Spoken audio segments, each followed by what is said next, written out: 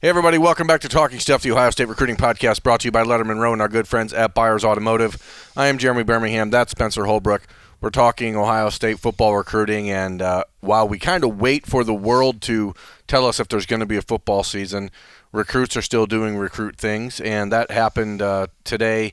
Spencer, Tuesday, Tunmise Adeleye has decided to reopen his recruitment, decommit from Ohio State, and as one of the three defensive linemen in the class at this point, or prior to this point, he was sort of one of those building blocks that I don't think anyone really thought when he did commit to Ohio State a few months ago that it was going to be a drama-free situation. I mean, his entire recruitment was bizarre in a way. Like, there was not ever really a lot of conversation about Ohio State.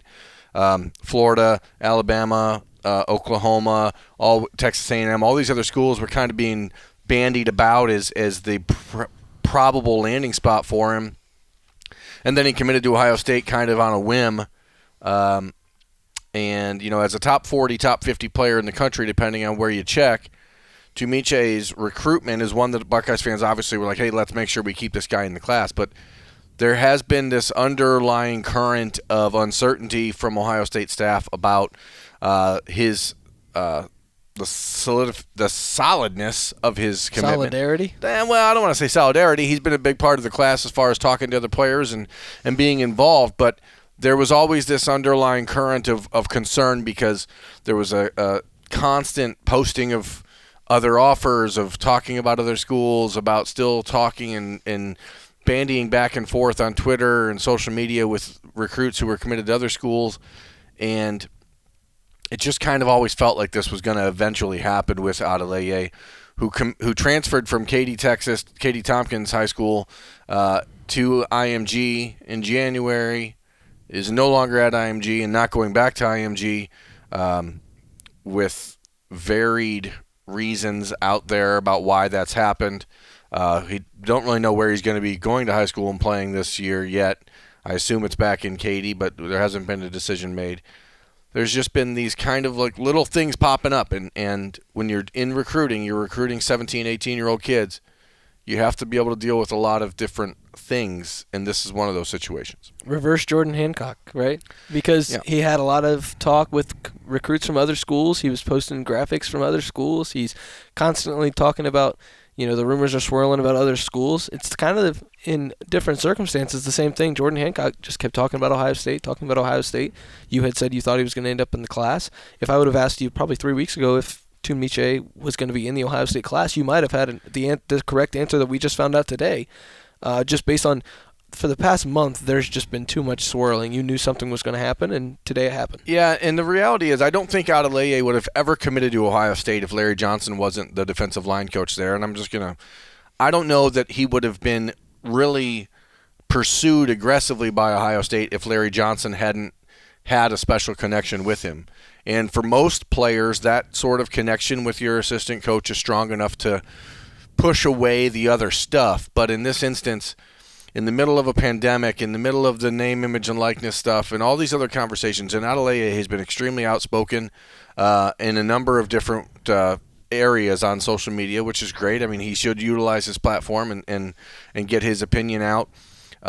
Whether it's about the racial stuff that's gone on around the country, whether it's about the name, image, likeness, it just seemed like a kid that was destined to sort of go his own way here no matter what. And his decommitment tweet was, very complimentary of Ohio State and Larry Johnson. But Ohio State sort of knew this was coming. I talked to a pair of Ohio State commitments today when the news broke.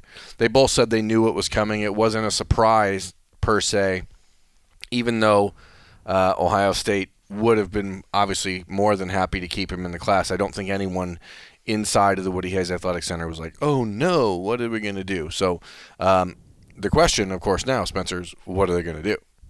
Well, I was just about to pose even the bigger question than that. This obviously puts a big dent in that number one class. It does. It hurts the opportunity to finish as the number one class in the country. I think this is what unexpected circumstance you talked about, I think back in March, where you said something could happen where this class doesn't end up at number 1. Yeah, there's all the this could be the thing. You look at what Alabama's done recently, who's now the number 2 ranked class in the country. They've been stacking talent on top of talent. They're moving up the ladder, and we're in this bizarre world. I don't want to even speculate on Tunmise's ultimate decision here. There's nothing in his statement that said it's because the Big Ten is playing this sort of Russian roulette with the college football season, but you wonder, like, for these kids that are impressionable and are talking to coaches around the rest of the country, if you're talking to a coach at Florida and he's saying, why would you want to go play at a place that, the conference that they're in doesn't even want to play football? Like, I'm not saying that's what happened. I'm saying that I would be surprised if a coach from another conference wasn't employing that tactic, wouldn't you? I mean, isn't that they should be doing that. Yeah, that's a fair approach. And so what you're looking at here is Ohio State with now 2 defensive linemen committed only in Jack Sawyer and Michael Hall. Damon Payne is off to Alabama, so that one's sort of off the board. Tywan Malone is still out there. JT Tuimoloau is still out there. But for a class that desperately needs defensive ends, it really puts the onus on the Buckeyes to land Tuimoloau now without having a visit happen because, again, if we're just reading the tea leaves, reading the room, it's getting more and more obvious to me that there's not going to be official visits this fall. Well, and he can play inside, he can play outside, he can do anything you want aside from playing safety and corner. So, I mean, like, this guy is super versatile. You've seen how athletic he is. Every video that comes out of his camp on Twitter, he's a very athletic kid. And if they want to slide him outside, if they want to put him opposite of Jack Sawyer in 2023, then that's fine. And the good if they news want to is, keep him inside. Michael Hall, though, I think we should really touch on Michael Hall here. Michael Hall is a really damn good player. Yeah. And I think that's as important as Jack Sawyer is to this class. Michael Hall could be one of those linchpins that you look back and say that he was huge in this class because I think he is just so talented. He gets overlooked a lot. Well, the good news is Tywan Malone is still out there, and I think that's an Ohio State-Texas A&M battle. JT Tuimoloau is still out there. He's a guy that can play in or out. You have Jack Sawyer, who's a top 5 player in the country. You have Michael Hall, who's a top 75 player in the country committed. But the bad news is we just have no idea what's coming, and a guy like JT Tuimoloau is not going to make any decision probably until February or maybe later. He's not enrolling early, so if they end up playing spring football in Washington, which is the plan, he may not make a decision until April. So you just really have no idea. Bizarre. There's Damian Robinson out there who's committed to Maryland, who the Buckeyes will just love to get him back into the mix. But again, you just don't know where things are going to head. And so you start to look a little closer to home. Maybe you circle back to a player like Najee Story from Solon, who's committed to Northwestern as a defensive end. They liked him early in the process. Liked him early. He broke his leg as a sophomore and never fully really recovered. And he's a player that really just didn't seem to fit the personality profile of a Buckeye commitment, and I don't mean that in a negative way. He's just very sort of introspective, type B type personality. For Ohio State, generally that doesn't work. I mean, you have to have kind of a very confident, big, bold personality to succeed at a place like Ohio State. And so you just wonder where they go. I don't personally, and I never thought that Tunmise Adeleye was a surefire defensive end at Ohio State anyway. I think that he was a 3-tech down the road. I know that the argument had been made, and he was very adamant about the fact that he was a defensive end. But when you look at the Ohio State defensive line and the alignment, I don't see a lot of 6'2", 290-pound defensive ends at Ohio State.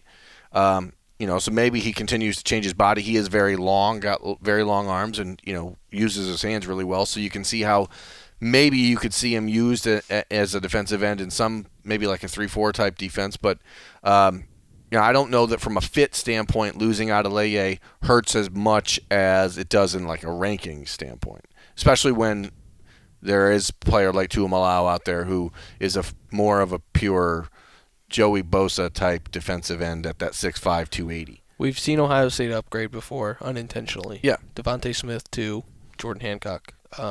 Jackson Carman to Nicholas Petitfrere. Could this be another opportunity for them to do something like that? Honestly, if you look at the class and the way it's made up, this might tell JT Tuimoloau now, hey, look at how wide open this is. We've got actually Jack does. Sawyer. That's true. It may make it easier to pitch that and say, hey, this is your spot. Especially over the phone. You can't get him on campus, Right. but that phone pitch becomes a little easier. This is your spot now. Well, especially for a player in Tuamalau who, again, as I said last week, I've been told over and over that the chance to develop and play in the NFL is number one on his priority list. And at defensive end at Ohio State right now, especially because, again, football, we have just no clue what's coming, right? Not a single clue. If the NCAA somehow decides to play 2 seasons in the next season, who the hell knows if Zach Harrison plays them both, or if he plays one and is gone, or there's an opportunity for a player like Tuamalau to play early at Ohio State. You're almost guaranteed to be in and out in 3 years, and you can do that and get a degree at Ohio State in that time, as we've seen. A number of guys do. So I just think it's one of those things where it's an unfortunate loss, and it certainly is going to hurt Ohio State as they pursue a historically great recruiting class, because the sheer number, it's hard to replace a top 40 player in the country, but you are not going to see them fret and frown too much. I know the question people are going to ask is there more of this coming, because that's just sort of what happens. And there's no expectation at Ohio State or amongst the Ohio State commitments that there's any other player that's sort of on the fence or worried. Let me asterisk that, I guess, by saying, again, if the Big Ten decides to be the go-getter that cancels football, I think we're looking at a very different time for Ohio State football in general, but I'm going to try to be positive, Spencer, and say that the Buckeyes are going to do whatever it takes to play this year. I think they're going to. And we'll leave it at that. But, for now, Ohio State's top-ranked recruiting class is back down to 18 commits. Tunmise Adeleye has decommitted. We'll break down more options about who they could potentially look to replace him with along the defensive line as this week goes along. But first and foremost, the focus remains the same as it has on JT Tuamalau and Taiwan Malone. Spencer Holbrook and myself, Jeremy Birmingham, will continue to break this down at Lettermen Row. Thanks to Buyers Auto once again for sponsoring this episode of Talking Stuff, and we will talk to you guys next time.